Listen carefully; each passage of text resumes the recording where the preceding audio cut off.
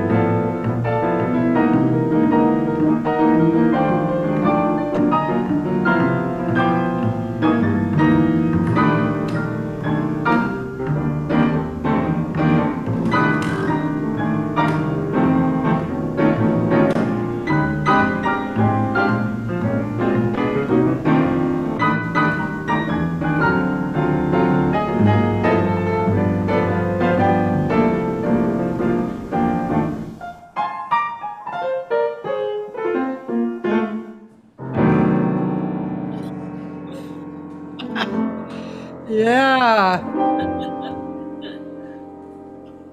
That's great. Wow. That is so great. You Thanks, guys Kathy. are too cool. Hello. Okay, ladies and gentlemen, these are my beautiful guests, Cathy and Jim Ridl. We even waved together.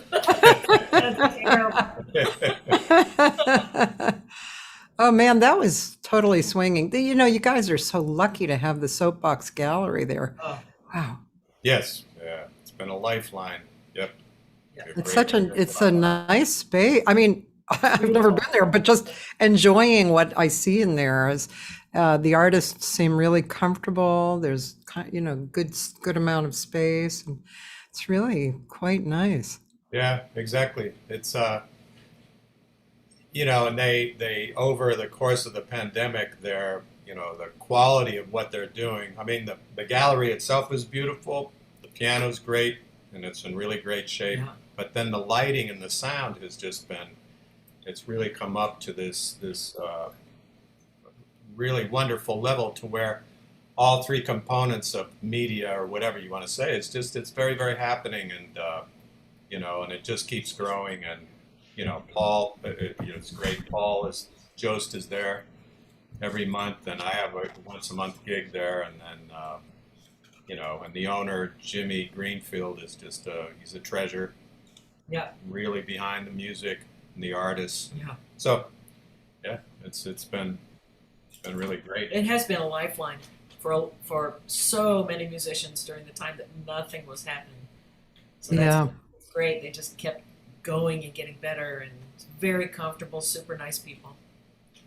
Yeah. Lovely, really lovely. I like everything that I see over there. Um, well, this is the first time I've met Kathy, and I was telling her it's a great name. Just had to put that in there. Indeed. Indeed. Um, and Kathy, and you play bass great. Oh, thank you so much. Well, how can you miss? It was so fun. We don't normally play kind of in the same circle, and this was so much fun for us to do a whole thing together, the two of us. So it was great, and it's such a thrill musically, and of course, as my best friend here, to actually get to play a whole gig together was great. It's wonderful. Yeah. Yeah, it's really nice to hear a duo as well. Yeah, it's just the subtleties that go back and forth. The bass, the bass, the time of the bass, and the feel, and then the piano's time and feel, and how they marry, and they kind of flow in and out. It's really. I love duos. I think duos of any kind. They're just great to listen to because of that, right? You hear all the subtleties. That's so true. Very, very Yeah. true. Yeah. Yeah, much more responsibility for Yeah, the musician, which is good. So in that sense, it's kind of this higher art form or combination in a way, because you really, like you were saying, you got to have your time and all this stuff you don't think about. But then when you're performing duo, you don't, like, I find this with myself. Oh, I don't have like drums to kind of hang on, if or kind of thing. So it's like I gotta be really conscious of what I'm playing. But the more you do it, then it's just the comfort zone is you can respond more quickly to the spaces where there's nothing happening. That takes courage not to overplay and that kind of thing, because there's not enough going on. No, it's okay. Just be cool, right? Say that to myself, right? So. That's so true. That's great. Yeah. yeah. I forget who I heard recently, but because I listen to so many different things, but there was a band like that. Well, maybe might have been actually a gig that I was on. I have a piano player named Gary Fukushima here, who's I'll have to share that with you. I'm going to send you. Yeah. I have a group called The Moment, and so he's the kind of player when he lets go. He doesn't play one. He's very incredibly great rhythmic and harmonically, and so when he trusts the other musicians, it's always a very stimulating. To me, it's like mind blowing. He's one of my favorite players for that reason. And we did this gig, and the bass player is wonderful, kind of like Dean, who's here actually. Dean and Paul are both here. Oh, Hey, cool. And, hey guys. so he's active and, interesting, like Dean is, John Leftwich is his name. And the two of them together were like, I was in heaven. And it was the drummer was great. It was Kendall Kay. So there was this movement, but there was this. We know what this is, but to put it into words is very personal, I guess. It's kind of a floating in and out of, but it involves rhythm, and then Nice. harmony can expand you also. Yeah. That's So a great description of it. Yeah. yeah, it's really fun. I don't know, but I mean, it seems like more and more there's just really amazing things to listen to. I'm just kind of in heaven lately listening. But wow, there's so exponentially more Yeah, music and more accessibility to it, and more great musicians that that we're able to access. It's just Yeah. it's kind of overwhelming in a way. Yeah. It's just so much to get to, but it's you know it's worth it. And especially over the last year too, Right. there's so many more venues or places online and ways to hear things live, Yeah. not just recorded. That's new, and I'm Yeah. sure that'll stick around. Like this Yeah. this media. Yeah. It's great. It's great. It is great. And, it's kind of, I feel like I'm doing oh, really, kind of a comment here, like, duh. But, I mean, I've been a musician for all my life. My dad was a sax player. My mom was a singer. My sisters sang, so I was always in it. But this last year, last year and a half or almost 2 years, partly because of this interview session, and I can interview people all over the world, but also because of what you guys just said, you can watch so much on there. And I've developed an overwhelming kind of love and comfort knowing that we're a tribe on the planet. We Yeah. and we do so much for the world. And somebody said we're treated like we're condiments. I thought that was funny. And we're the main course, actually, and Yeah. but it's to me it's just overwhelming how much we contribute. Oh yeah. Yeah, that's an interesting thing to bring up because, when we're pre-pandemic, we're just all cranking and doing all our things, and it kind of I've never been this conscious of my surroundings and myself, in the sense of what I do, because of this whole existential stop, Yeah. of the pandemic. And then all of a sudden it's like, oh yeah, I want to play. I want to play. I want to stay in it. I want to stay in the game. But that was a fascinating reflection to go, oh, this is an important thing, not only for the person and for the players, the performers, but then the audience was just like, I think we're going just crazy. Like, same thing for them of not having access. But then again, with the streaming, really brought us all together again. But then the live thing, like, performing out in LA, taking that first trip out was just fantastic to play for people and see you guys and everything. Yeah. But the importance of it is not taken lightly. I mean, wow, but it's just that whole reflective part of it was very new, kind of uncomfortable in a way, Whatever it's not like I hang with that a lot because I want to be playing or something like that, but I know, that's what I mean by the duh kind of comment. It's like, well, somebody listening who's not a musician might listen to that and say, well, if you didn't feel like that before. And you just described it. It's like we were thinking of other things. Well, of course we were thinking of creation, but we were on this road that was moving.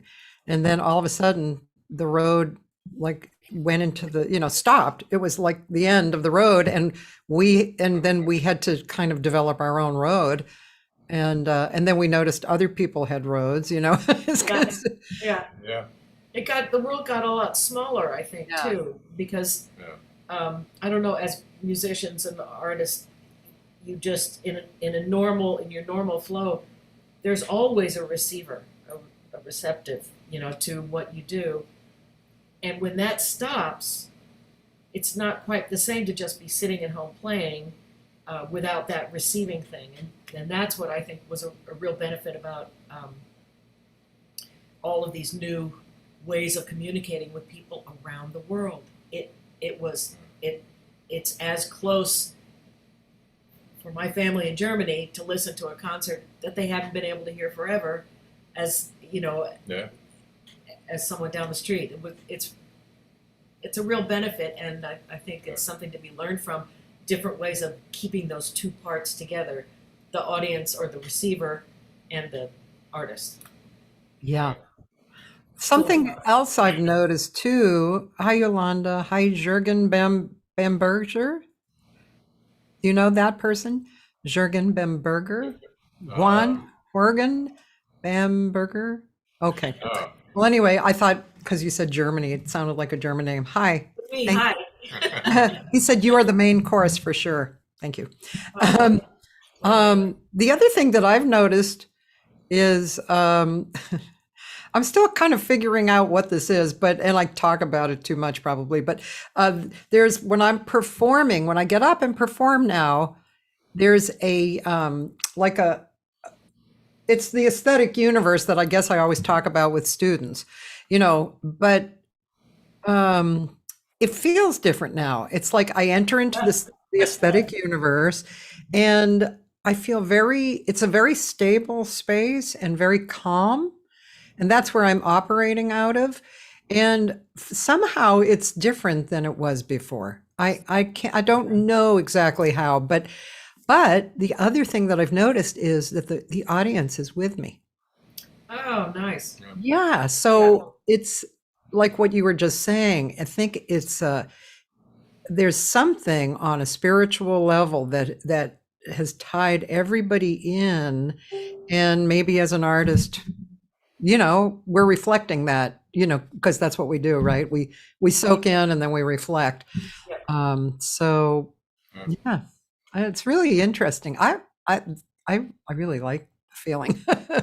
Yeah, it'll be great to see, and curious to see how it goes forward. How it goes forward with live performances, how it goes forward with online performances, and the support of those. I think we're all just finding out how, I think so too. I wonder when. Well, of course, we all wonder when it will get back into normalcy, or some kind of normalcy. Maybe maybe it'll be really different. Who knows? Yeah. Yeah. Still so uncertain. Yeah. I mean, there's an energy that's moving again, but Yeah. But we just have to see, but have to keep connected, Yeah. Do something. No, I'm sorry, I'm turning okay. off your email and I gasped. Sorry. Okay. There's the philosophical, I'll call them leaders, of the day, people like Eckhart Tolle and people like that. They actually always say that. I mean, I haven't seen anybody yet who has not said this, that now for humankind is actually we're expanding. And which makes me always feel good, which is why I always listen to them. It's like, yeah, I don't want to think I'm going downhill, but yeah, and exponentially, speaking of that word, I think it's going to really, once I think the ball is starting to roll, and then it's going to really, I think we are going to be really surprised at what happens, in the world. And I think also because we're improvisationalists, I think we will be fortunate, and I think that's why everybody should understand what improvisation is, because if you're adept at improvisation, you're going to do a lot better. Well said. Yeah.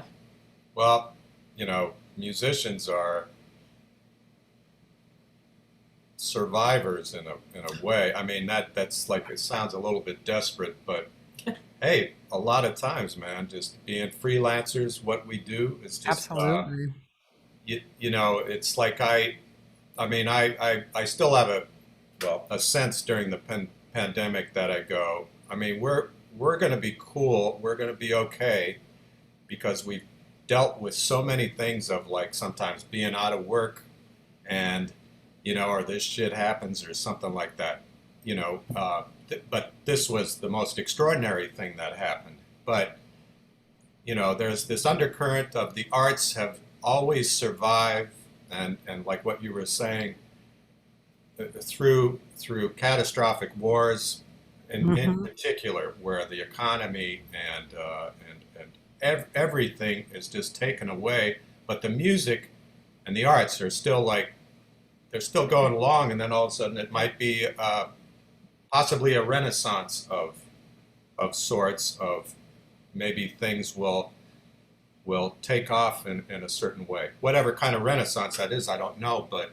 I think another aspect of it, of being improvisers, in particular in jazz, but it's always ongoing. Yeah. It's never like, I mean, if you have a career in pop music or depending upon classical music, depending upon what instrument or, you know, or that kind of thing, or other areas of music, it can be limiting, and then you got to switch. But for jazz, man, for all of us, it's a lifelong expression, you know, and it's welcomed by the community, which is not always happening in these other areas of performance. Forget it in pop music. I mean, you know, but that's the nature of it. It's okay. But I'm really glad about that. Just being, you know, an older musician now, like starting to aging in that way of like the last third or quarter of your life, however that's going to be.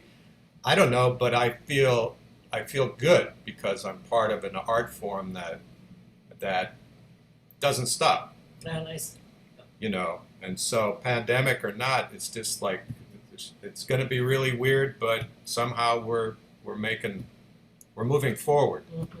You know. That's well said. I totally agree with that. Yeah, that's really well said. The moving is, yeah, that's like when you were saying that last sentence, you were saying you're happy because you're part of this art form that is, and you kind of hesitated, and I said moving, and you said yes, whatever word you said, but it's you know, you're a partner of life itself, you know. Life moves, you know, and changes, and goes forward, and then deals with whatever comes along with, you know. And And as musicians and artists, it just gets richer and better. Yeah. Hopefully, Yeah. you know more. You have more to express. Yeah. Your skills hopefully get higher, and your desire to express whatever it is you're doing, keeps going. It's awesome. It's awesome. it is awesome. And of course, who comes to mind is Paul Jost, who I probably talk about every show, I think. But because I really feel like that's what he is bringing right now. He's really bringing like a real truth of who he is, and he may feel different performances are better or worse, but that's his purpose, and it's really ethical, and it's humanly ethical. And like when I've told you guys, Kathy, not you, but the band and Paul, but I've said, when I look around the room at the audience, I see people kind of stunned from Yes. it, because I love that look. they're just, it's stunning. It's like, because when you can get to that place as an artist, the audience feels that they're traveling with you, and that's the gift, right? And I mean, it's just, yeah. And I've heard, I won't go into super details. Oh, Paul says it's about time. So I won't go into super details, but there are other artists who appear who are great singers, and they appear, and the effect is not the same, Yeah. Mhm. because that's not where they're coming from, and that's not what they're doing. And Paul is giving this incredibly deep gift, and I just totally appreciate it. Yeah. Well, me too. Us too. Yeah. I put my 2 cents in about Paul. It's been really. I mean, I've been playing with him for like since 1994 and 1993. So it's wow. It's a lot of years. Yeah. And in particular, like being here in New York when Paul began like coming into the city and performing. Well, and directly for me, like when we were playing at when we beginning at the 55 bar and always at the 55 bar when there's like some instrumentalists and of course vocalists alike when they hear him and they kind of go, "Who's this guy?" It's like, and well, it's Paul Jost, and it's like, and they go, "Wow," both instrumentalists in the sense of not only his great singing, but his, his like this kind of profound and deep musicianship that he has, which we know, as you know, like his drumming background and all this kind of stuff. But all the parts are there, Yeah. and delivering at the same time. So it's a blast to work with him. I mean, on a musical level, and then you go, oh, he's this great human being. Like, what's up with that? And he's not this a-hole, like, Yeah. blah blah blah blah, all this kind of stuff. Which I have to say, if that's okay, if some people are real drag, but they deliver. Sometimes that's their only way of being like delivering something good is through their music. When they're not doing that, you don't want to be around them. Yeah. Or how they handle themselves. But Paul's just he's got all that together. And in closing, I want to say that he's that's always his intent of delivering,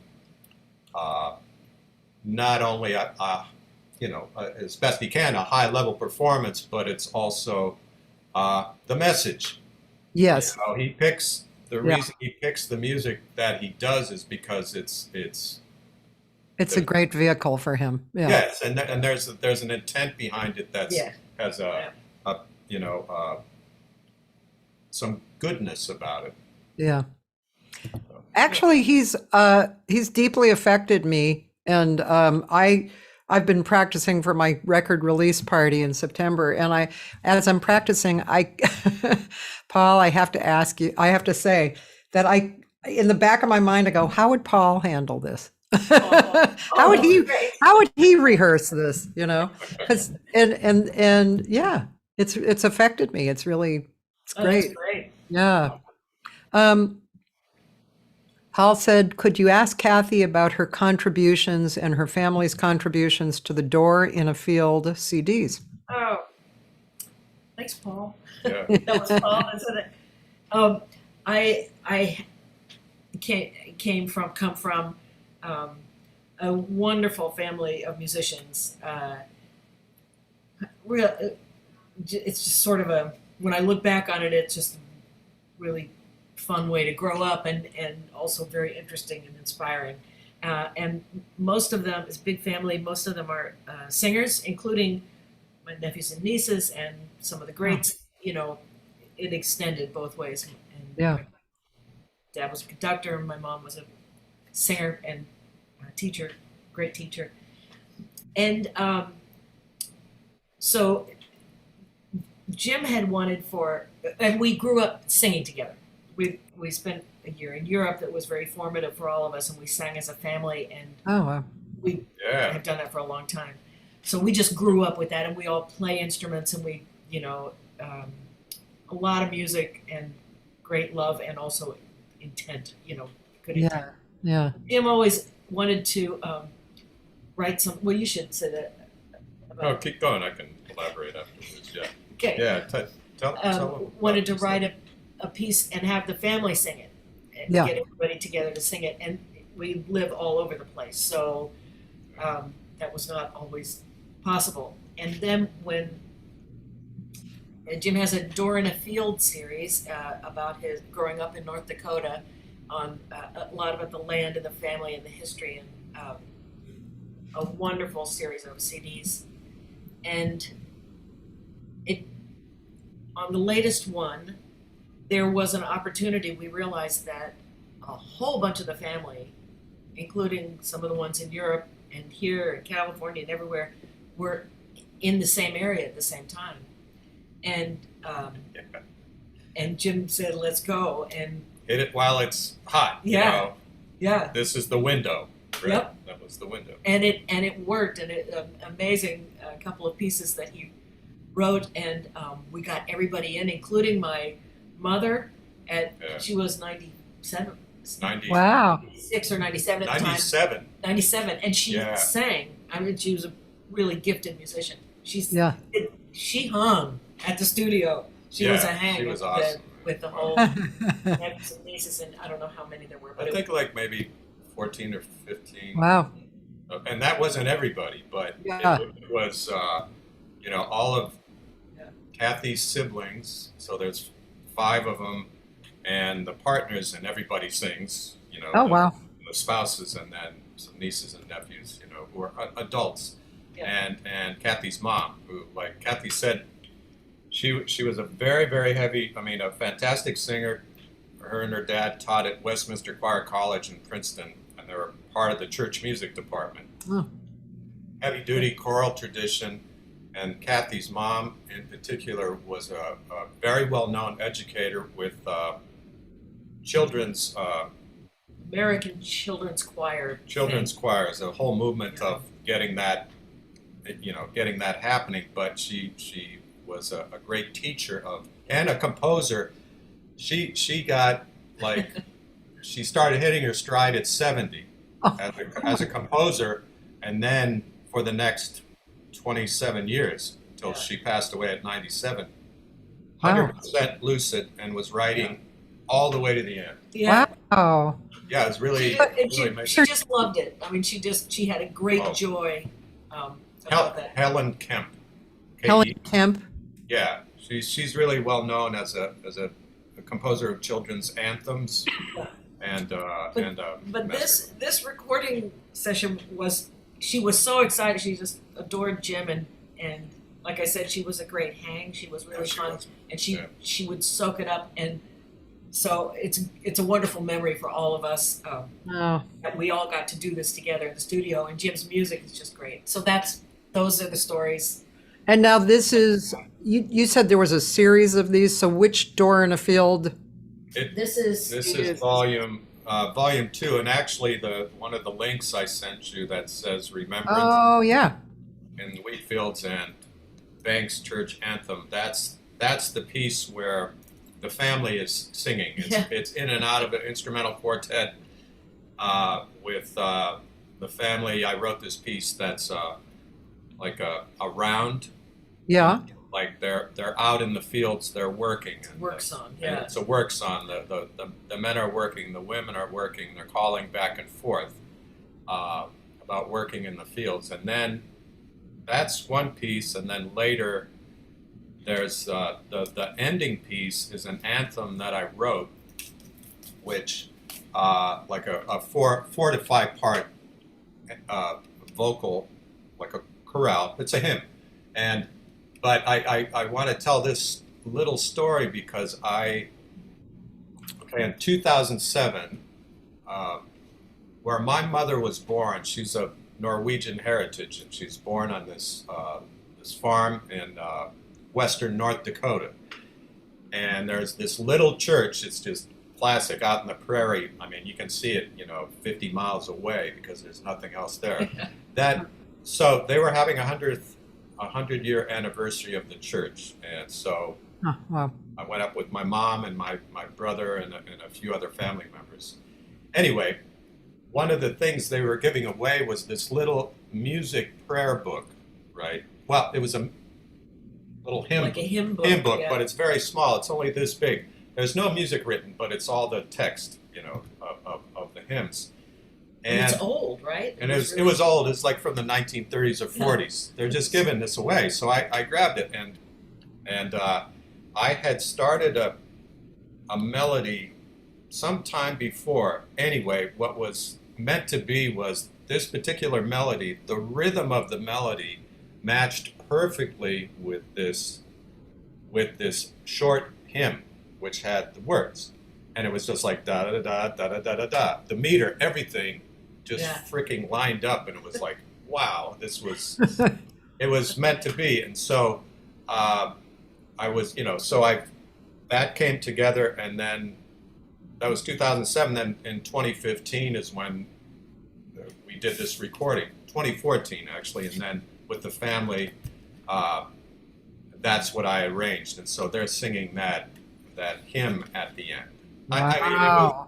It was a dream come true for me, with Kathy's and for me, it was really special. I'll never forget. So Kathy's being in the studio with Jim's great music, and my family. This would never, completely different environment for everybody, and it was great. It was really special. Wow. Well, thanks. I for want asking. to let's listen too. Let's go. This is a perfect moment to go listen.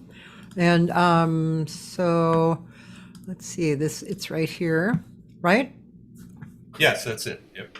Okay, here we go.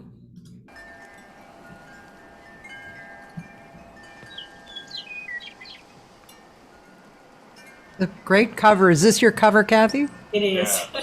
All her design. Yeah. Gorgeous. Thank you.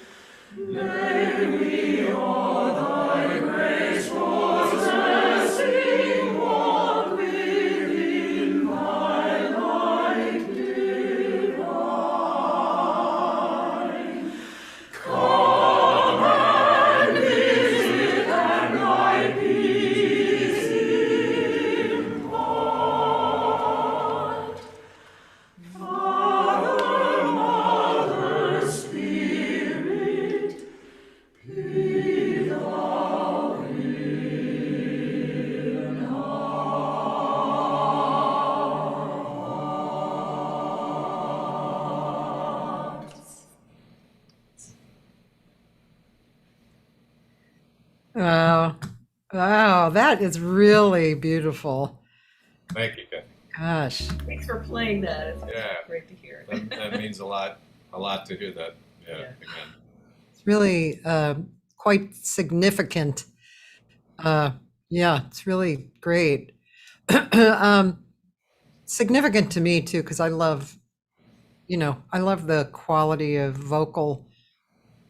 Obviously there's something that vocal uh, can carry forth this vibration, really, Soulful. yeah, it's Soul. Yeah. really, really beautiful. That was lovely and a great piece. I loved how after the first vocal part and then into the instrumental, the effect was like, oh, and just quite beautiful. Thank you. Nice. Thank you. Yeah. Paul says this is why we love Jim Ridl. Let's see. And Carly Gabe says, love this cover and this album. Oh, hi, Carly. Yeah, that's our cousin. She's in LA as Oh. well. So yeah. Oh. Wonderful artist. Yeah. Cool. And Paul was saying, Kathy, did you play accordion and viola on I these did. projects? Isn't that great? Those on two the- instruments I just. On the first record, yeah, the First- first one. On the what was First it? one you played viola. The first one I played viola and accordion, and the second one I played a little accordion on the Meadow Which Wolves. Oh yeah. Yeah. On one of the tunes there too. Now, Yeah. let me define play. Here Where, it comes. where there's a little bit of there's a sound that Jim was looking for. We figure it out on the accordion, and I pull and push and keep that sound. Okay. I can do it, Hey, I'll put it in my resume, but I won't be in union hall. Okay, we can dig about that. Mike told me to ask how you two met. Want me to start it? We met in music school in Denver, University of Colorado at Denver in the late 1978. Yeah, is where we. So I noticed Kathy I was doing this recording in the studio, part of a school project, and she was in the control room with an engineer, and I saw this great vibe, beautiful smile, beautiful girl, and it was like, okay, check,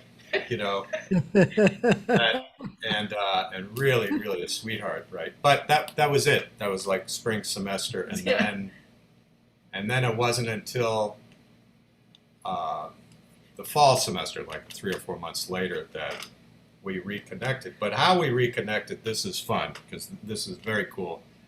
So the Telluride Jazz Festival, it's in Colorado, and it's in August, and so that summer I went to the festival, and of all things, I'm traveling with 3 other women. It's like I go, what is this, like the heaven just descended or something?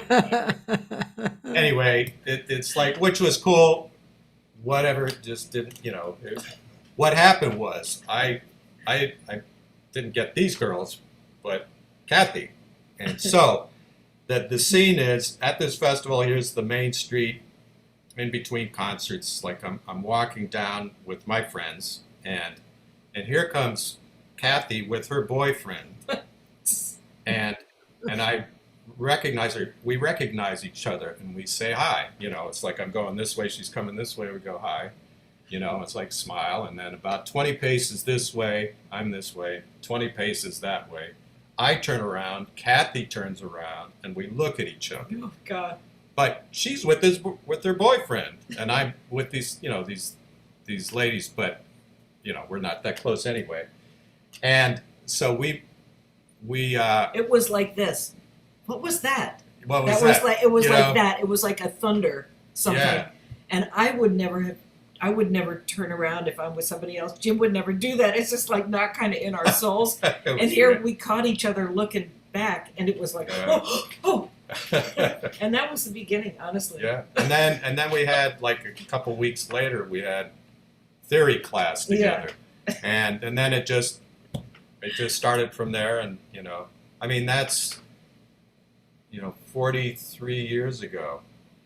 And we got married in 1982. Oh, wow. And so we've been married 39 years, and it's just great. It's great. Really, Great. What a great story. so Yeah. cool. Yeah. Really, Meant really to cool. be. Yeah. So I think maybe this is a cousin, Lorraine Shepper. Oh, Shepler. Lori Shepard. Yeah. Yep. Really close friend of Kathy's. Mine too, but they went to school together. Yeah. Old dearest friend, and she actually the photograph on the flyer that you put out of us at Telluride Yeah. in a subsequent year than this event. Lori took that picture. She was there. Oh, how cool. Yeah. So, hi, Lori. Hi, Lorraine. Lori. She loved hearing the piece with the Kemps. Oh, thank Yeah. you. Gosh, there's so much to talk about with you guys. So Kathy, I would like to know how you got into graphic arts. Oh, Because great. that's a very strong career for you too, right? It's I self-identify that way. I guess you would say. I always, music was always the sort of the meal on the table, literally growing up. But there was always a strong art thing. I was fascinated by it as a kid. I was couldn't get me out of museums. Visually, it was just like everything really got me visually. And after we had gotten our degrees, began life, and then moved out here, I went back to, when was that? What year did we move out? Well, 1990, but like Okay. 91, I think. Yeah, early 90s. I went back to a community college and started studying computer graphics early. This was early in the computer animation days, and it captured me right away. It was very simple. It would take a weekend to make something go like this. And it was fascinating. And then I took a couple of graphics courses, and then a friend of Jim's called and said, Dennis de Blasio, great. Oh, very yeah. nice man. Dennis de Blasio. Yeah. I have a book of his from Amy Abersol. Oh, yeah, yeah. Oh, Dennis, great. old friend of ours. Yeah, and a great guy. And he called and said he had a recording, and he said, I don't know where to go for a cover. Can you do it? Because you're into this stuff. And I said, sure. And I think it took me forever because I just learned every step of the way. And then somebody else said, I heard you did a cover for Dennis. Can you do mine? And it has all been word of mouth. Wow. And kind of a cool thing about Dennis, he's always so fun to work with, and such a great musician and person. He was my first CD cover. He was my 100th. When I got to 100, Wow. he's the one who called because I was kind of watching him, the numbers add up, and it was like, you're my first and my 100th, which was really great. So Do you have a website for your graphic arts, like showing? our websites are both down right now. They're in the process of switching over, but yes, we Yeah. normally do, and I'm sorry about that. That's Yeah. all right. I mean, I probably could go look at Jim's recordings, and they're probably all your covers, right? Yes. Kathy Ridl, you can search CD covers, and there's a lot of them that show up. But Oh, really? Let's on, just do that. What the heck? what's Yeah. the site that lists a lot of CDs and personnel that do it. Whoops, Riddle. I always put an L. Riddle CD covers. Yeah, it should show up, or art or something. All Kathy, music. Go to all. music right here. Yeah. This is so funny. Oh my gosh, tons of them. Yeah. Oh. Well, there are images somewhere, but right now those aren't up there. I Sorry. mean, I wonder if I just yeah, I can go to. I think if I just hover over them, let's see, like. Yeah. Oh no, that's not. That's not right. That's her cover. Very Yeah. good. Oh, that's a fun one. Yeah. That's pretty- Each one of these, it's amazing. As soon as I see these, there's a story and a life and music and a personal story between each one of these as you're pulling them up. It's Yeah. they're like little babies that you're getting on the school bus for the first time or something. Do you generally not take the pictures, or do you or Um, it depends on the project. They're really very different. A lot for Jim's, I've taken.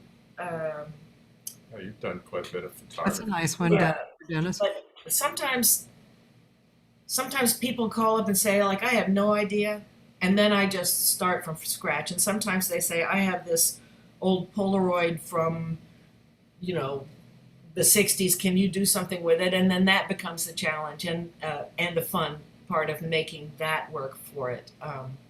Right. I see. It's very, and sometimes there's some people that I've done 20 quick covers for. Like, I mean, just completely different ideas. I throw them all in an email and say, hey, do you hate any of these? Do you love any of these? And we start that way, a process of elimination. Yeah. Well, I have to say something. Sonny Wilkins, one of my best friends. Sunny. I can't believe it. She is awesome, man. Wow. Yeah, Great. I have this one, of course. Oh, that's great. Yeah, she's she's doing actually kind of a bi-monthly conversation like this on Mondays from 11 to 12. Oh, wow. Really? In mostly people around the Michigan area where they live. And it's really cool. She's a great speaker, and totally warm, and Amazing. Yeah. I only worked with her one time, but oh, I remember it so fondly because in 1990, the summer before we moved out here, we were in Denver, and I was like in a house band at this jazz club in Denver, and she was one of the guest artists, I think, for Great. 3 or 4 days. oh yeah. And she's just, I just love her singing, and she's just a great musician. And then years later, Kathy's done like Yeah. a number couple, of her yeah. covers. So It's a designs, very you small world when to me it seems in the jazz world and also some of the classical world, but the jazz world in particular, the word just goes out because No, there's a comfort level of who you're working with and we're a tribe. or Yeah, their music. the tribe. Yep. Yeah. Right, yes. Well, Yeah. Sonny's husband is a wonderful pianist and Yes. Yeah. Ron Newman, and also their son is, wow, he's really done a lot. He's in his 20s, but he's like, let's see, I think he's a French horn player, but he's a composer of classical. Yeah. And he's like very, very smart, very good, and yeah, so Oh, that's great. yeah.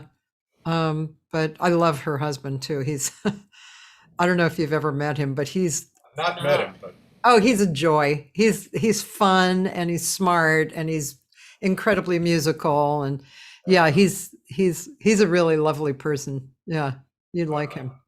that's awesome. Yeah. Okay, so Jim, let's turn the focus on you. Oh, So so my friend Dan DeVilla, who you probably met, Jim. yeah, I met Dan. Yeah. So Yeah, like there's he posted like all music credits, and we'll just take a peek at your like, I mean, these don't have everything, but they have a lot of stuff. So these are just some of the people you actually did a few with J.D. Walter. That must have been interesting. He's an interesting singer. Yeah, I've worked with JD since 1997. Oh, So I know him for many years, and we've done some touring, a lot of gigs, and I played on a number of his records, and he's on two of mine. Yeah. He's on Darn a Field Volume 2. He's on 2 pieces, and then and then Cheatin' Heart is another that particular record there. That's up. Yeah. So, but yeah, JD's amazing, and in fact, we just played together at the 55 bar Oh, wow, cool. a couple weeks ago. So yeah, Yeah, he's a very, very different singer. You don't hear many people doing what he does, you know. I agree. I agree. He's got a, I mean, I love his voice, and he's got all this training. He was in the what was it, not the Princeton, American Boy Choir, and he was a soloist as a young Oh, young person, and so he's got all this training and all this kind of stuff, but he's also very much a strong instrumental part of his kind of musical being comes out in his singing. At least that's how I yeah, think yeah, about it too, and composer, and and so yeah, he's trippy. I mean, he goes some different directions that just are not are really kind of his own. I mean, he yeah, has his influences, but it's really yeah, his yeah. his thinking goes some different places. So it's fresh. Very interesting. And you've played with Dave Liebman and Joe Locke and Yeah, uh, Paul Jost, yeah. Dennis de Blasio, some of these names I don't know. So Brian Betts, I'm not sure I know Brian Betts. Guitarist in New Jersey, a really Ah, really fine guitarist, and originally a student of Dennis de Blasio's, and and he's on the scene and for quite a few years now. But yeah, That's good. well, Yeah. you recorded with Pat Martino, which must have been really fun. yeah. Well, for 10 years I worked with Pat, and Oh yeah, I uh, think you told me that. Let me yeah, get off of this for a second. Yeah. yeah. Yeah, For Pat Martino. When you're a guitar lover, Pat Martino's up high there. Oh yeah, I mean that was my kind of first, I would say, heavy, kind of heavy gig, like in the jazz tradition of, well, Pat. I don't know if you ever met Pat. Did you ever meet him? Yeah, yeah, yes, yeah, at like the NAMM show and places Okay. like that. Yeah, I mean, he's such a really really nice person and very personable, but and also can be very vocal, just on subjects. He'll talk and talk and talk, yeah, very wax philosophically. Yeah. But when it comes to playing music, he's like old school. It was kind of like count it off and play, and not a lot of direction. It's kind of like Interesting. got to kind of bring your thing to it. So, yeah, yeah, which was a interesting combination, which worked really well for me. But yeah, that was a very indelible musical impression that he made on me, and so yeah. Did you ever? If you didn't, I will send it to you. Did you ever see his little booklet of aphorisms? no, I don't think I know that. Okay, I'm going to send it. Wow. I'm writing a note. Wow, I want to see this. Yeah. Who knows? Maybe I witnessed some of them in the creation. Yeah, Yeah, yeah, they're beautiful. They're just like one-liners, and yeah, it's very That's nice. great. Yeah, yeah. That's speaking of guitar players and working with a guitar god, right? yes, We'd be playing it. Didn't matter where. uh-huh. But for instance, like at the Blue Note in New York, and it's just packed with people, and Pat just took this like great solo, and all the guitarists are like, so it goes to my solo, and it's like, and I'm digging in, however many choruses, and I happen to look over, and it's all the guitarists are still looking at Pat. That's funny. They might clap, but they're still looking at Pat. That's funny. But that's like a guitar thing. I mean, Oh God, totally. it is so funny. I mean, I took it with a grain of salt, but it was kind Yeah, of, yeah. but But at first I was that's going, funny. Jesus Christ, come on, like, hey, I'm over here. you know. That's hysterical. Yeah, That's really yeah, funny. I yeah. always notice that guitar players, particularly, they could be, you could be talking to them, and if they have the guitar in their hand and they're just dabbling, they're in guitar land. I mean, Yeah, they may hear you, but they're in guitar land, yeah, that's very true. That's Yeah, that's like they're kind of their own breed, you know. Yeah, yeah. But anyway, God bless him. I mean, Pat is he's not he's not in great health and he's not playing anymore, you know. So, Yeah. but I hope he's doing okay. I Well, talked to that's a little like Joe Diorio. Joe had a stroke a number of years ago, maybe 15 years ago, maybe. And, just a genius guitar player. And then he moved back to Connecticut where he grew up and he married his old girlfriend, like Oh, from wow. childhood. uh, And so he plays a little, but he's just not he's still not quite able to return. yeah. He still does artwork because he can take his time and he writes, and Uh, of course he listens. I actually this weekend I went to see this amazing guitar trio. I don't know if you're familiar with them, the New West trio, guitar trio, and it's they travel, so that's why you might have known them. But Will Brom and John Story and Peter, Dan, help me, Peter. Yeah. Anyway, he's an East Coaster now, so you might know Peter. He's very unusual. He's kind of he's I don't know. He's an interesting mix. The music is really good. They're incredibly like adept, and they're all jazz players, but there's some kind of folky and a little touch of country, but the arrangements are amazing. They're all oh, oh, that's good to know. I'm not familiar with them. it's So really good. great. And so anyway, they also have a podcast I think it's called High End or something like that.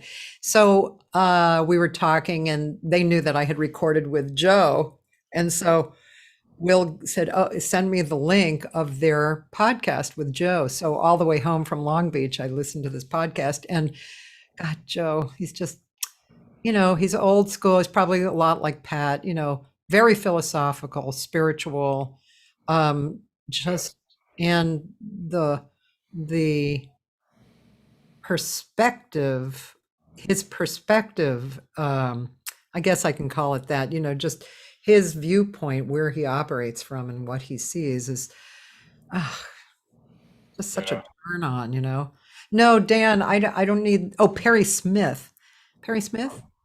No, I'm sorry, but it's good to know these names. I mean, I want to check them Yeah, out. he's in New York. He's really an interesting guitar player. Wow, that's great. You know, I wanted to when you were talking about perspective, you know, with Pat, I'm eternally grateful for well for working with him, but for me, he's like he and Liebman, you know, same generation, Yeah, similar age, but their connections to the mentors, the heavy people of like the generation before them. I just feel so lucky to have made music with these guys. yeah, Uh, the nonverbal thing, it's just like their vibe and their presence on the stage and how they communicate with other musicians. It's like the older I get, the more I understand of how they operate in particular ways. And you know, Pat's perspective, like being so young and playing with musicians like in Harlem, like when he was, you know, New York and when he was like 15 and stuff, and just you know, the difficulties of for the black musicians when they would play in the South. Pat would have to, you know, he'd have to go in and get the food, you know, and stuff like that, and also just that. I mean, that's one of many stories or experiences, but just the whole vibe that he kind of brings to the table, and same with Liebman. I don't know, it's got this spark about it that is like I just appreciate it. It's like with our parents, you know, like, oh, their connection to what the world was like when they were young is worlds different than now. And I'm just glad I have that in my life that, you know, and sometimes it filters through my music, like Door in a Field and things like that. I know what you're talking about. It's kind of exciting, and it's you feel honored and excited, you Yeah. know, to be in their space or talking to them or playing with them or listen, you know, being taught by them. Yeah, it's really it's very very substantial, you know, alive connection. Yeah, it's great. Yeah. Yeah. Um, Good things. Now, Dan has shared a YouTube of you and Pat called Before You Ask. Should I play that a little bit? Sure, that's like, what is that from? Like, man, that's probably 25 or 26 years ago, I think. Is it? I think it's a video, right? Yeah, let's see what it looks like.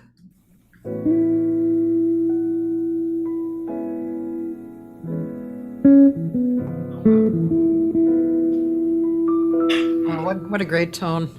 Oh my God, yeah. Gorgeous tune.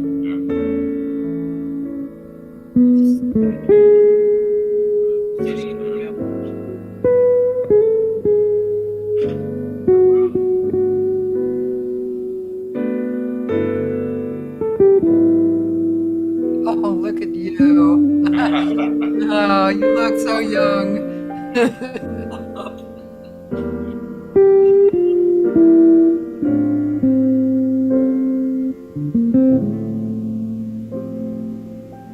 Oh, wow.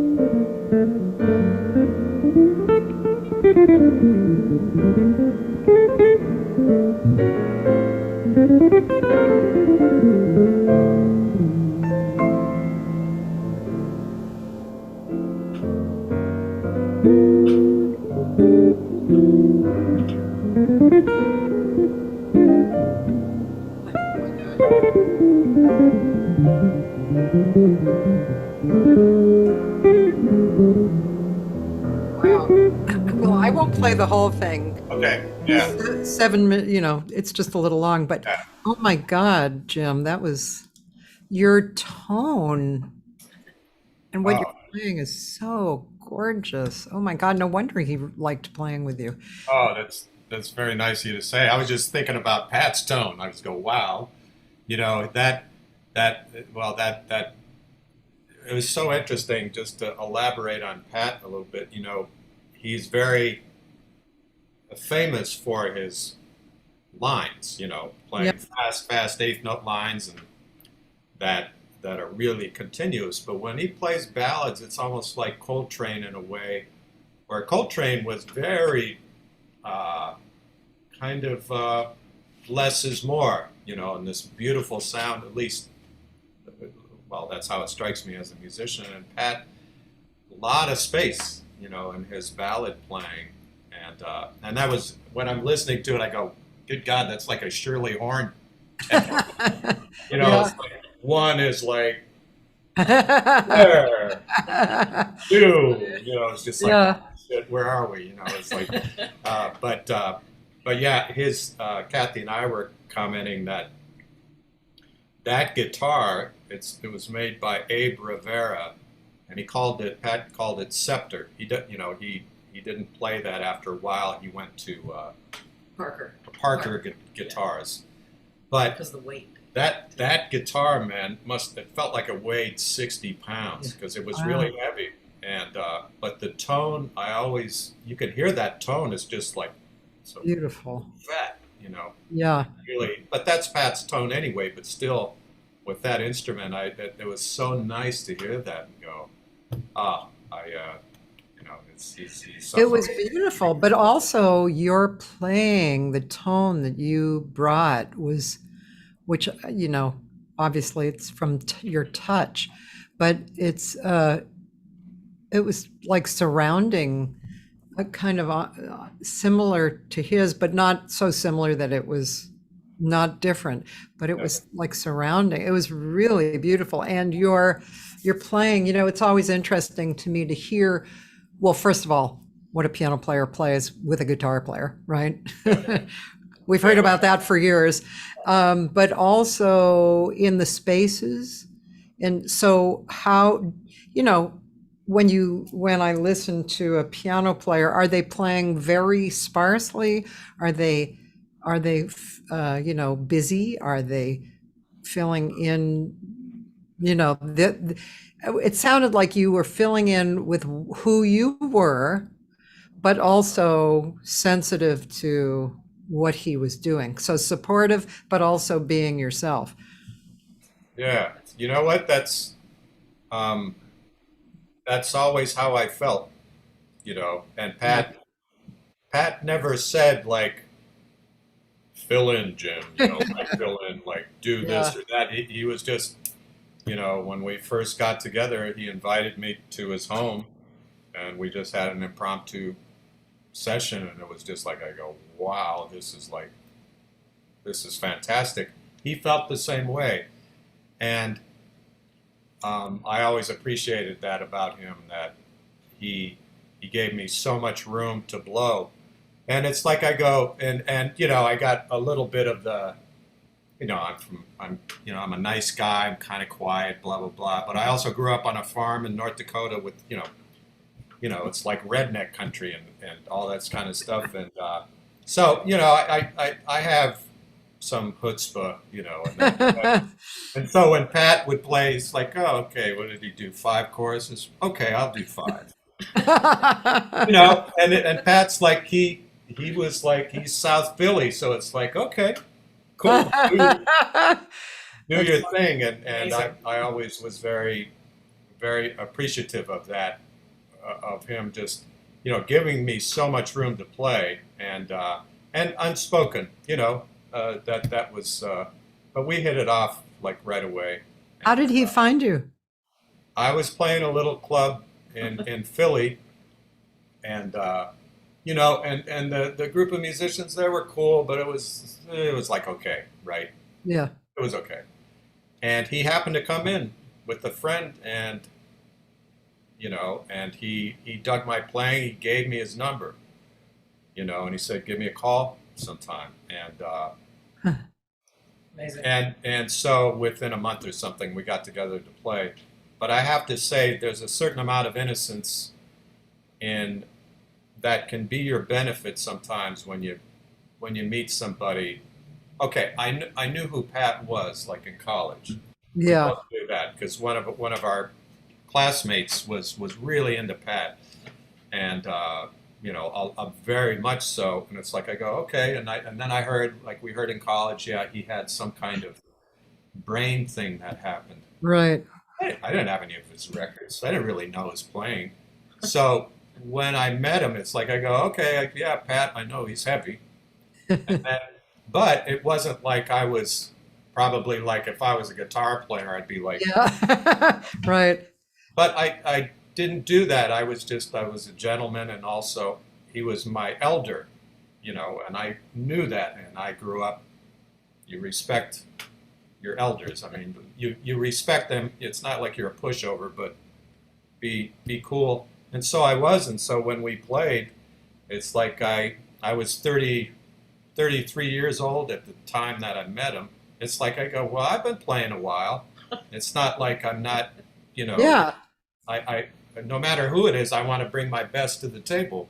If it Yeah. was Sarah Vaughan or Ella Fitzgerald, I'd be quaking in my boots. But at the same time, I go, I want to play well, Yeah. so I'm not going to fold. Yeah.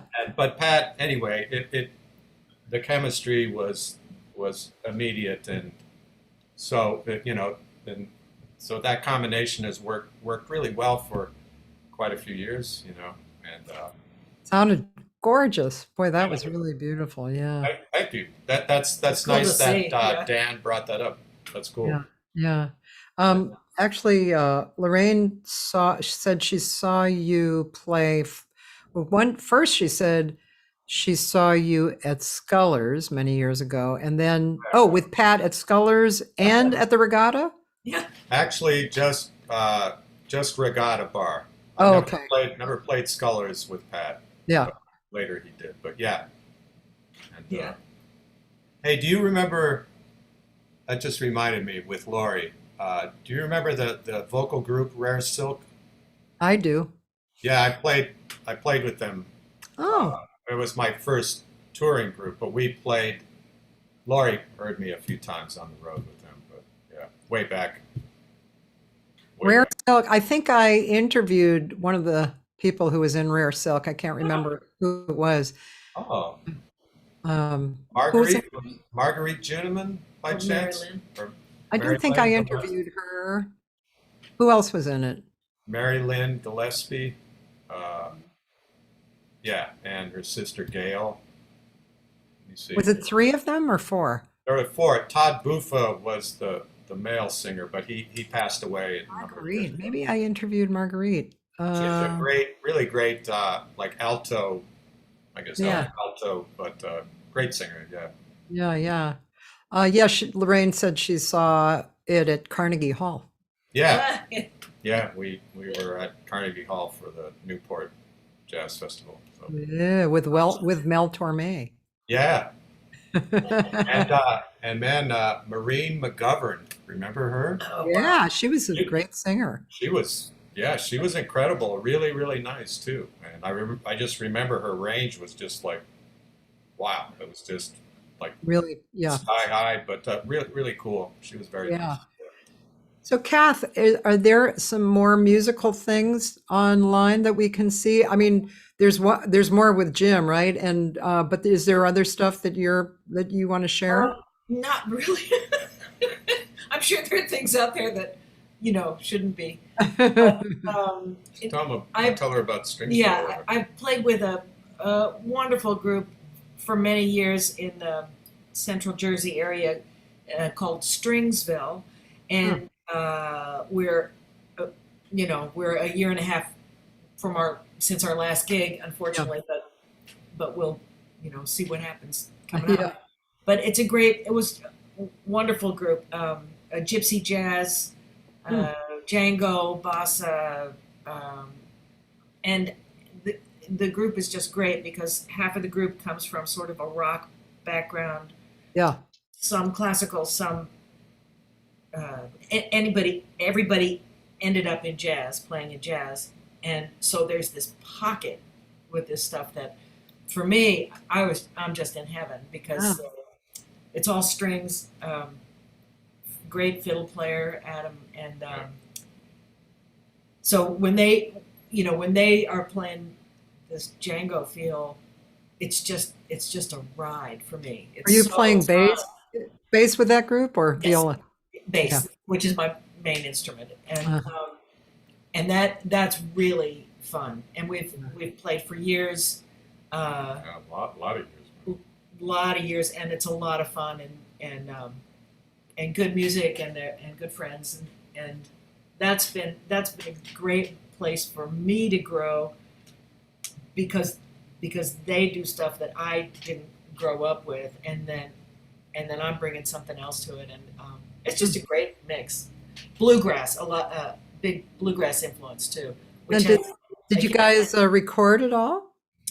We have a recording of it's just Live. it's a collection of all of our live things. We did a once a month gig for years in Hopewell, New Jersey, and Yeah. there are a few copies of the CD out there somewhere, but it it was kind of the local scene, Yeah. pack a house and have a great time. Sounds great. Yeah, it's really It's a fun. great group. Yeah. So that's kind of my takes my time, and then has taken my time in the past performance wise, and did a fair amount of theater playing for a while, and whoever calls.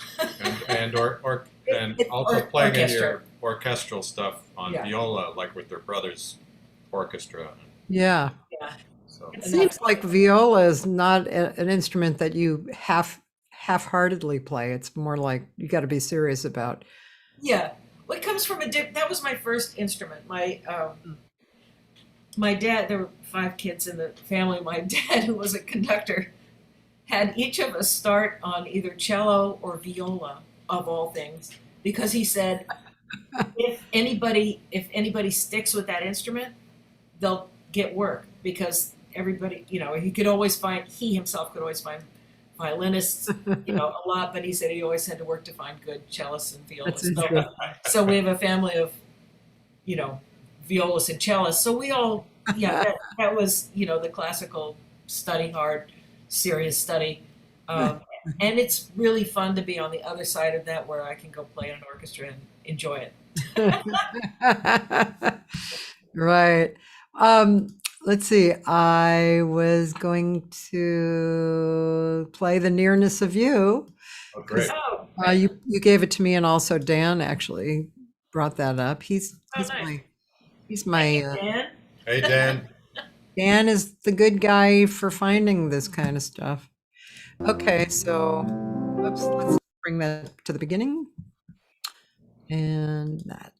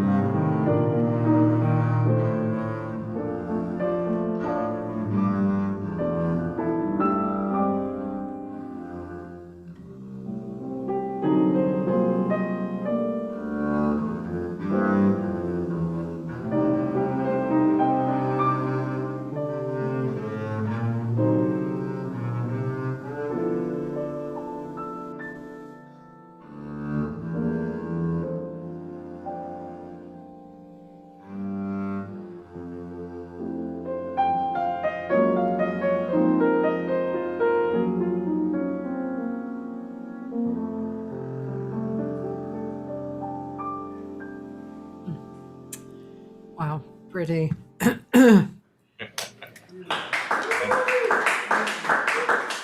That not only is that pretty, your tone is very vocal-like. Beautiful. Oh, Beautiful. Yeah. thank you. It really feels like a vocal, some kind of vocal expression. Oh, it's such a beautiful melody, Yes. and again to play it with Jim, just it just flows. So That's gorgeous. Yeah. I love how you play that. Wow. It's great. I fall speechless. So you guys continue. I'll just Really beautiful. Yeah, I think I played violin in a past life because this friend of mine gave me a violin that had been sitting around his house for a long time, and and I was on my way home driving, and I heard a violin piece come on, and while I was driving, I started, having a bow, and I started wow. weeping, Wow. Oh man. Wow. and I thought, okay, that was the first time that had kind of come into my life, and I thought, okay, that's like so. That expression, is kind of out of the blue, And it's Wow. not like I've been listening to violin so much, and oh yes, I felt that song. It was like a loss of something gorgeous for Oh me. wow. Oh, that's deep. Wow. Yeah. Um, when I was young, I actually wanted my first instrument to be a violin, but my mother said I had the perfect lips for flute. That's great. You Yeah, still so play? I mean, I can play, and I actually took a lesson last year. I went to Berkeley for flute and arranging and comp. Wow. Wow. I was young, and they didn't have vocal at the time, believe it or not. It was that long ago. Amazing. And yeah, so, but I don't know why I kind of put it down as a serious second instrument. I don't know. I just got into singing a lot more. But last year I realized, hey, I could take a real lesson. Oh, that's great. Yeah. So, but I admit I'm not really practicing the flute. Let me ask you when you did you switch to vocal or No. was it always just double path? Yeah. Well, I was born singing, I think, and so that just, I was totally a singer from the time I can remember. Oh yeah. And then I did play a little guitar when I was, 10 or something, and then I got into flute. And I did like the flute. And at Berkeley, I was just beginning to cross that line into being able to actually play, like have That's a, great. yeah. But I never continued on. But it's a really, I mean, with everything going on, and, your focus is always on what it is. Yeah. Well, a lot. Well, you have so much to say, Kathy. I mean, with Yeah. your singing and your arrangements and your configurations of the musicians you play with is just like it's you got this beautiful stuff. By the way, I'm gonna do a great record. Thanks.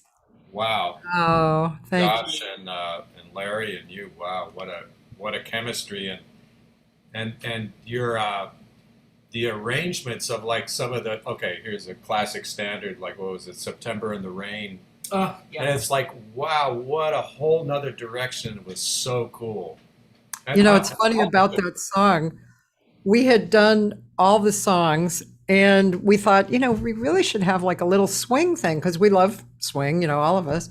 So we tried it swing, and we just looked at each other and we were like, no. yeah. No. So that was a very sudden arrangement, Oh actually. wow. It was just those guys brought it, and yeah, and that and Pensativa, that was my idea to do it in three. And then there was an extension of the bridge in the vocal part. Each bar was double. Yeah. And And the way they did my two songs, I had when I compose, it's probably similar for you. It's like it's like an artist doing a little series, like 2 weeks of coloring in red.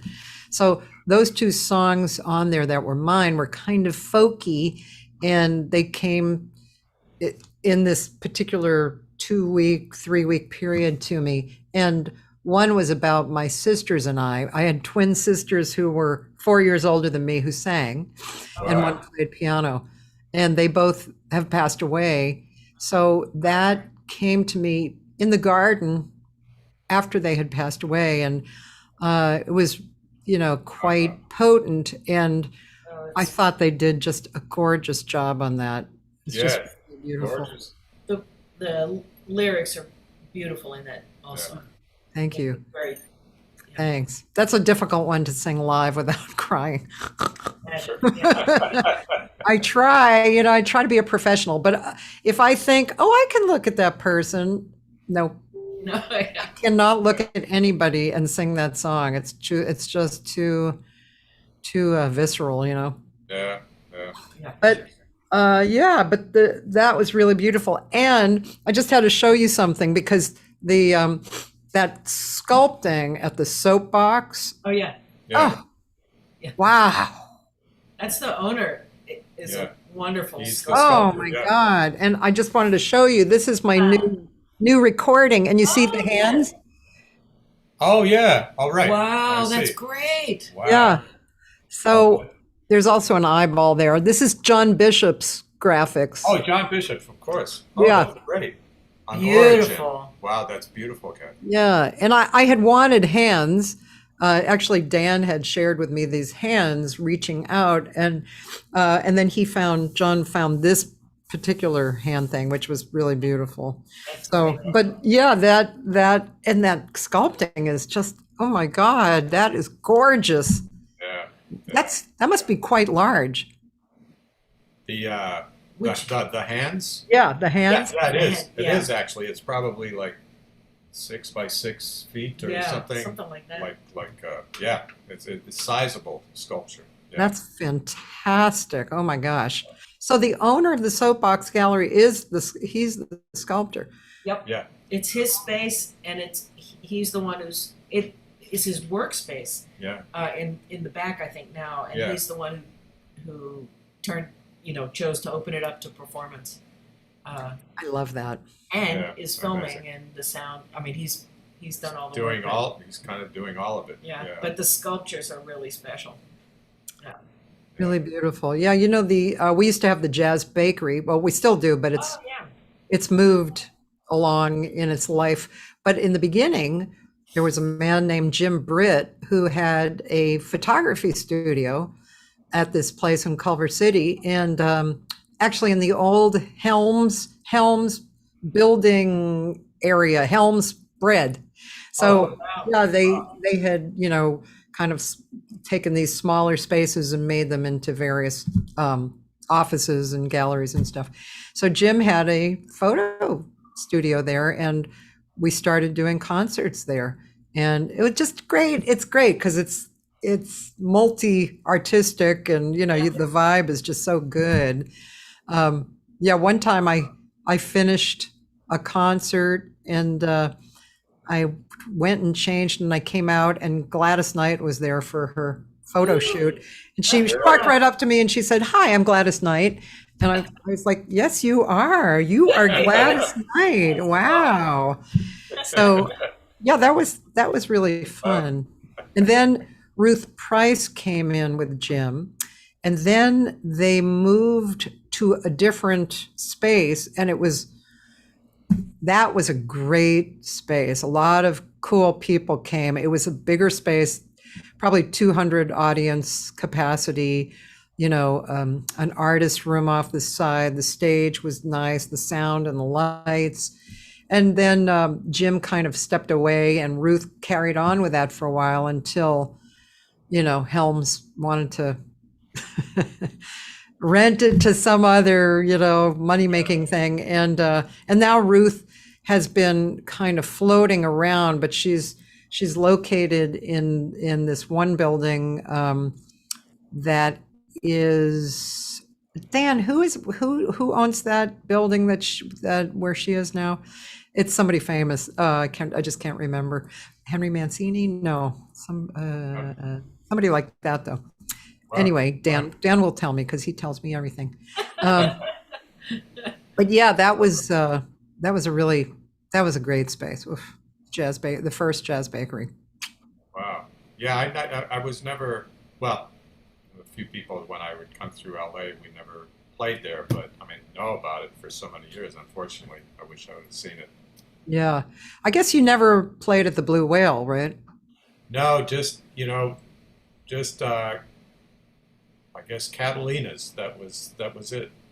Yeah, With Pat two times through there, and then well, Vitello's like yeah. 9 years ago. I played with this great saxophonist Michael Pedersen out of the Oh, I East. saw his name on your list. Yeah. Yeah, yeah. In fact, uh, Chris Colangelo played bass on it, and Johnny Valentino. Do you know Johnny? Yeah, Yeah. yes. So, but Catalina's the old, I guess the old one. Not, Yeah, in Hollywood. I don't know the, yeah. Yeah, that was a really nice room. Very intimate, good vibes in that room. Yeah. Actually, there were two older ones, I think. One was smaller, and then they expanded. I think that's what they did, if my memory is alive. You know, like a one, one or two stores down was Judy Green Music, That's right.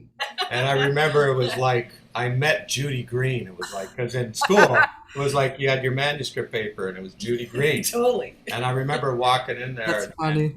and and it was Judy Green at the desk, and I go, wow, Judy Green. You know, I was kind of like a little bit awesome. And so I bought some manuscript and I got a few pencils, and she said, and I talked to her for a little bit, and she presented a score, one of the scores she was working on by James Horner. Which Oh, was, wow. you know, Yeah. so this was mid '90s, whatever he was working on at the time. But she showed me part of the score. It was this massive. Was she doing the calligraphy? Probably, Yeah. right? Yeah. Yeah, but that was cool. It was just this little odd thing that only nerdy, kind of musicians would. Well, we're right next to there, so that was cool. It was. I went to her store for years because that was the place to go in LA, no matter how old or young you were, when Uh, when you had a band and you were writing the music out, that's where you yeah, went. I mean, where else do you get the music, the sheet music? I mean, Paper. It was. yeah, It the was just, I paper. still know the feel of the paper. yeah, Yeah. yeah. I really, I love handwriting still. That was one thing I got out of being at Berkeley. It was a pleasure moment for me to actually write music out. Yeah. Yeah. True. True. True. True. True. Yeah. Yeah. Calligraphy. Wow. Yeah, yeah. Yeah, and I had a pen which I refused to throw away. I had that pen, remember? The Yeah. calligraphy pen with the ink, the bottle of ink. Yeah. Oh my God. I don't even feel old when I say that. So there, everybody. By the way, the new bakery is at the Moss Center of Herb Alpert. Oh. Oh, Well, that makes sense. Yeah. Yeah, really, it's actually a beautiful room, and it's connected to the school, an art school for kids. And it's a very nice auditorium. It's a kind of a half circle, and then the stage is kind of a bit circular too, kind of fitting right into that opening. Yeah, it's really good. Ruth is amazing too. She was a great singer ages ago. Uh, I recognize the name for sure. yeah, well, she, the Jazz Bakery, right? And she was a dancer, but she was actually a really talented jazz singer back then, and didn't have a long career, but you can find her on YouTube, and really adorable and damn good. And kind of in that Annie Ross time period, that period. And Yeah, really good. And probably because she was a dancer too, you know, she had her rhythm was really great. Wow, that's cool. Yeah. Um, so yeah. What are you guys doing these days? um, It's always a loaded question, but want to know, what are you doing? Yeah.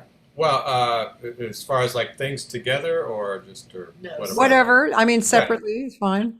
I mean, for myself, it's you know, I've been blessed with quite a bit of work. I mean, some work with Paul and some stuff with Joe Locke, and then a few of my own gigs and a few clubs are starting to open up in the city and the region.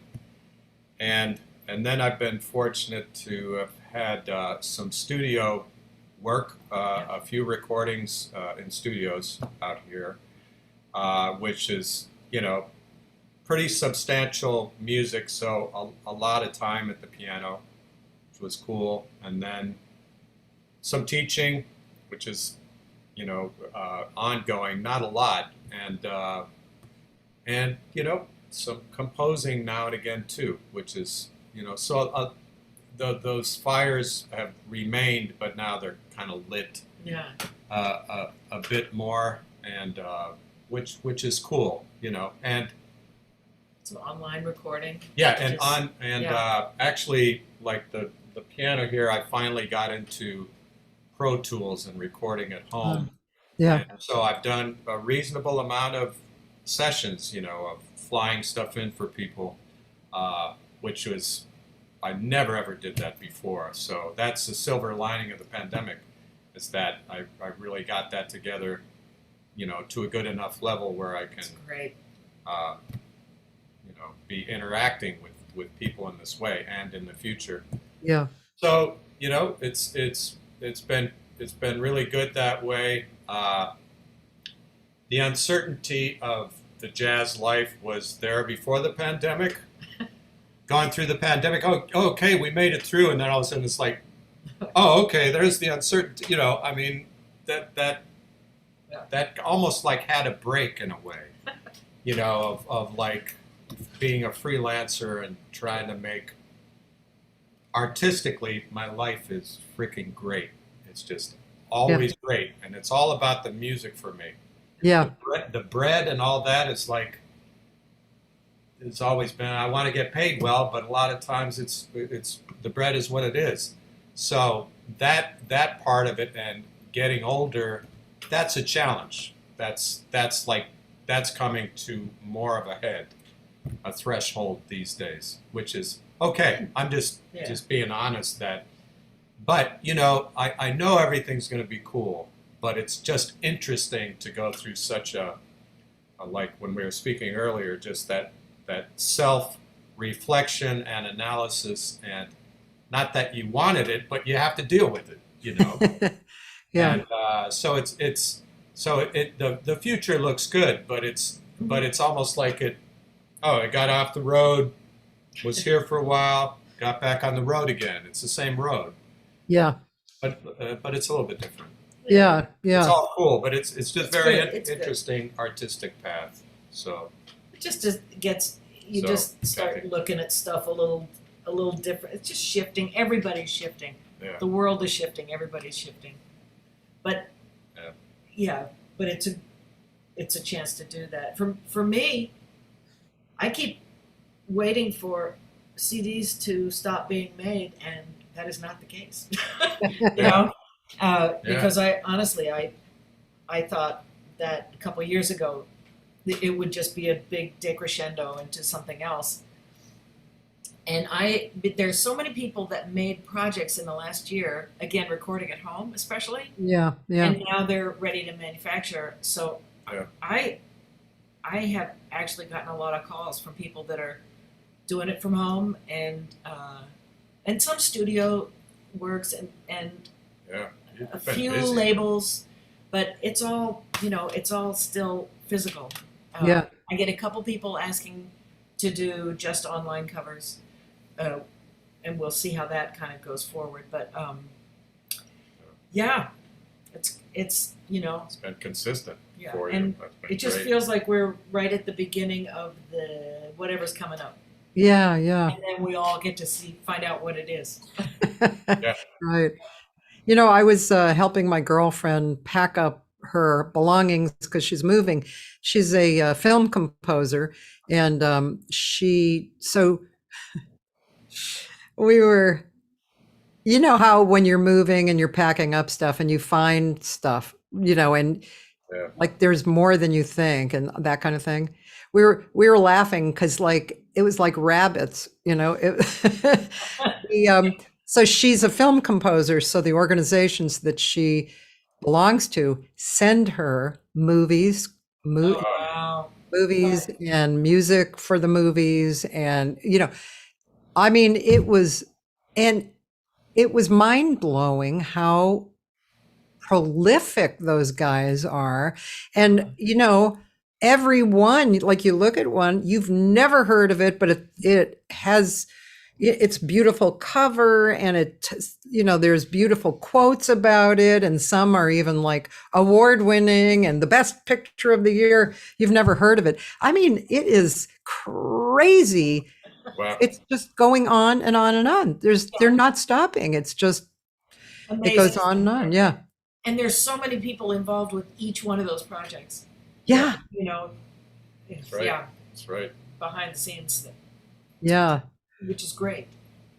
She's really an interesting singer composer, and Dan and I actually co-produced her recent recording. Her name is Catherine Bostick. Yeah, I met her.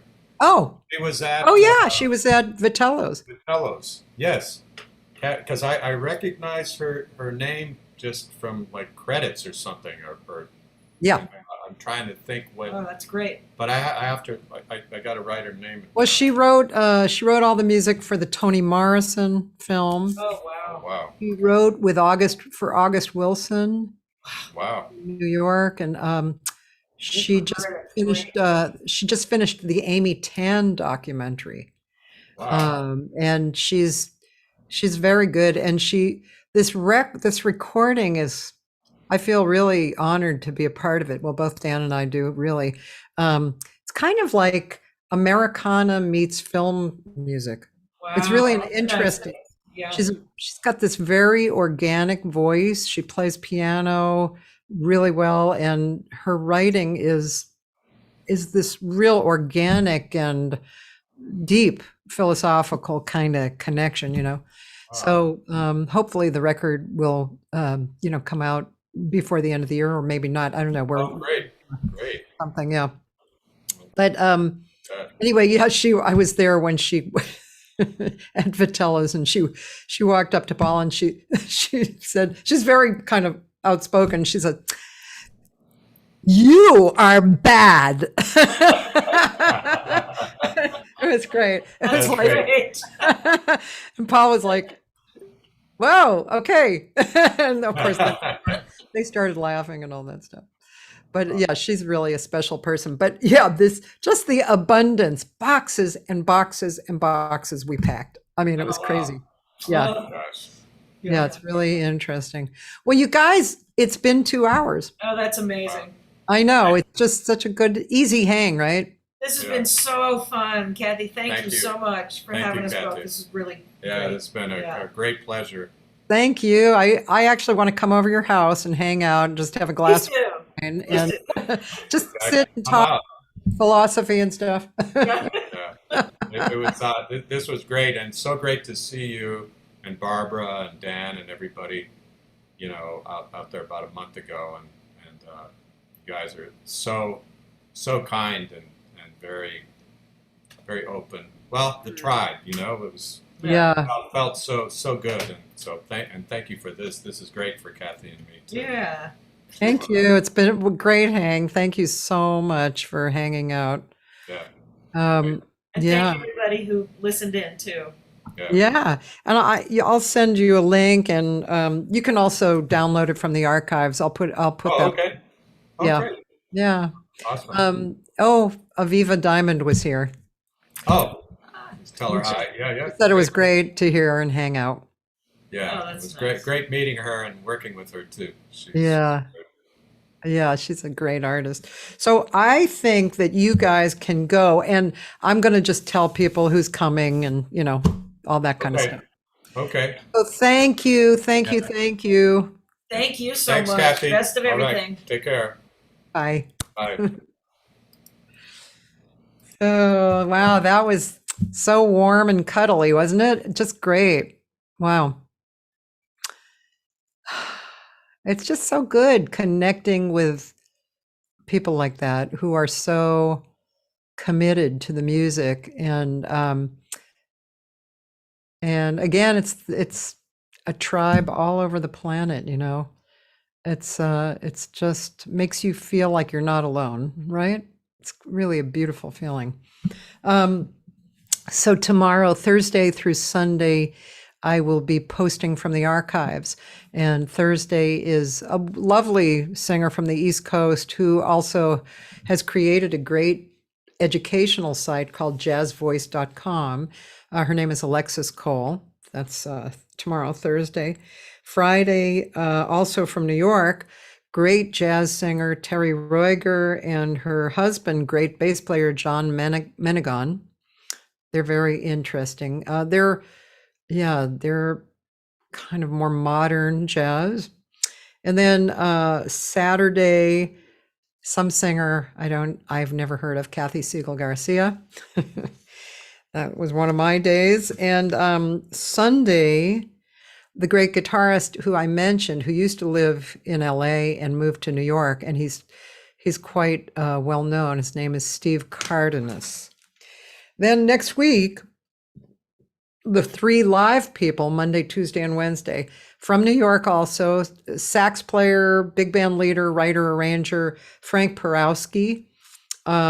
Tuesday, Patty Peterson. Now, she's from Minnesota, and she comes from kind of like Kathy, this family, big family of music people, musicians.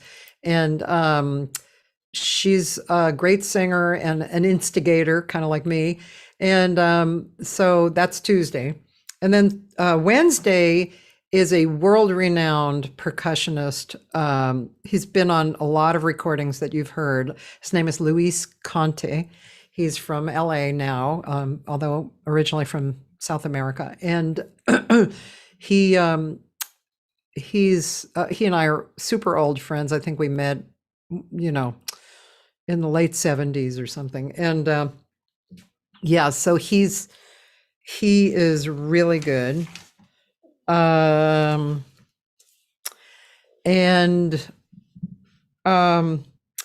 then the archived next week, Thursday through Sunday, Clayton Cameron, Abe Pearlstein, Rosanna Vitro, and Dina DeRose. So today's guest was number 316. Well, I say the day instead of the guest number because many times I have two people on, like today. So they were day 316. And this week in LA, tonight, oh gosh, tonight I'm singing for the Innocence Project. Dr. Deb, or Deb Graff, has created this event for maybe 2 years where she invites about 5 or 6 singers, jazz singers, to be on this show that she created. And the proceeds, tips and all that go to the Innocence Project, which is the project that proves people who have been incarcerated, sometimes for a very long time, proves them not guilty from DNA, things like that. So it's really an interesting project. So the show starts at 8:00. You can find it through Deb's, Dr. Deb, Deborah Graff, her Facebook, Sleepless in LA. I can't remember the exact link. You can find it on my Facebook page. And Friday, two dear friends of mine, Josh Nelson, who we were talking about before in the show, pianist, and Mon David, a dear friend of mine who's a master jazz singer. The two of them made a beautiful record this year called DNA. And actually, David and oh, DNA. I forget what it stands for. Oh, I can't believe that. Uh-oh. Oh, well. Anyway, it's called DNA, the David Nelson Agreement. I just had to let my mind go a little bit. Nelson for Josh Nelson, David for Mon David, David Nelson Agreement, DNA. And Saturday, if any vocalists are out there who are interested in a vocal workshop in LA, Rosanna Eckert is in town. I have created a workshop for her from 10:30 to 1:30. You can come live. Everybody is vaccinated. It's in a very kind of roomy location, so you won't feel like you're too close to people. And if you're far away but you're interested in it, I will be recording it and selling the link for a lesser price. So you can find that, you'll be able to find that on my website, or you can email me and ask me about it. You can email me through my website, CathySegal-Garcia.com. On that note, you know what I'm doing today, 4 o'clock, besides later being on that show? I am getting together with my high school friends to talk about our reunion next spring. Wow. I'm looking forward to that. Okay, everybody, have a great day. I'll be around tomorrow when I'm signing on with the archives. So I'll see you tomorrow.